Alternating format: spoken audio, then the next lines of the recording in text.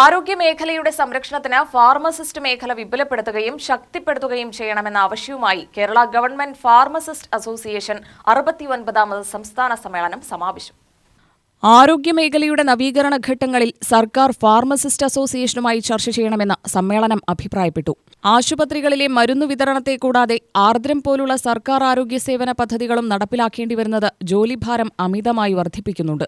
തിരക്കേറിയ ആശുപത്രികളിൽ മരുന്നു വിതരണ കേന്ദ്രത്തിന്റെ എണ്ണം വർദ്ധിപ്പിക്കുന്നത് രോഗികൾക്കും പരിപാലകർക്കും ആശ്വാസമാണ്. ഒഴിവുകൾ നികത്താത്തതും കാലോചിതമായി ജീവനക്കാരുടെ എണ്ണം വർദ്ധിപ്പിക്കാത്തതും പ്രതിസന്ധിയുണ്ടാക്കുന്നുണ്ട്. ഫാർമസി മേഖല ശക്തിപ്പെടുത്താനും ജീവനക്കാർ നേരിടുന്ന പ്രതിസന്ധികൾ പരിഹരിക്കാനുമായി നിർദ്ദേശങ്ങൾ സർക്കാരിന് മുൻപിൽ വയ്ക്കാനും സമ്മേളനം തീരുമാനിച്ചു.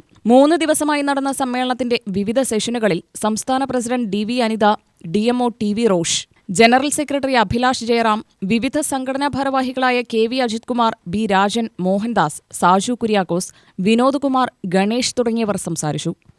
റിപ്പോർട്ട് ചർച്ച ചെയ്യുന്ന കാര്യങ്ങളിൽ നമുക്ക് ആർദ്രം മുഖേന ഒത്തിരി അടിസ്ഥാന സൗകര്യങ്ങൾ ജില്ലയിൽ ലഭിച്ചിട്ടുണ്ടെങ്കിലും ജില്ലയിലല്ല സംസ്ഥാനത്ത് ലഭിച്ചിട്ടുണ്ടെങ്കിലും അത് പ്രയോജനപരമായ രീതിയിൽ ജനങ്ങളിലേക്ക് എത്തിക്കുന്നുണ്ടെങ്കിൽ സ്റ്റാഫ് പേരാണ് അത്യാവശ്യമാണ്. ഇപ്പൊ ആർദ്രം സ്കീം പ്രകാരം നമുക്ക് എല്ലാ PHC-കളിലും FHC-കളാക്കിയതിന്റെ ഭാഗമായിട്ട് ഒത്തിരി ഫാർമസിസ്റ്റുകൾ കിട്ടിയിട്ടുണ്ട്. ഏകദേശം 310ഓളം ഫാർമസിസ്റ്റുകൾ നമുക്ക് കിട്ടിയിട്ടുണ്ട്. ഇപ്പോൾ 60 ലാസ്റ്റ് പ്രൊജക്ട് ചെയ്ത് നമുക്ക് ക്രിയേഷൻ വന്നിട്ടുണ്ട്.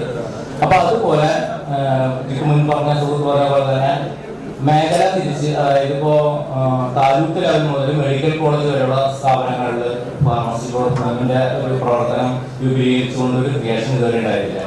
അതിലൊരു പ്രത്യേകം ഒരു ശ്രദ്ധ നമ്മുടെ സംസ്ഥാന കമ്മിറ്റി എടുക്കണമെന്ന് ഞാൻ അഭ്യർത്ഥിക്കുകയാണ്. UTV news, Palakkad.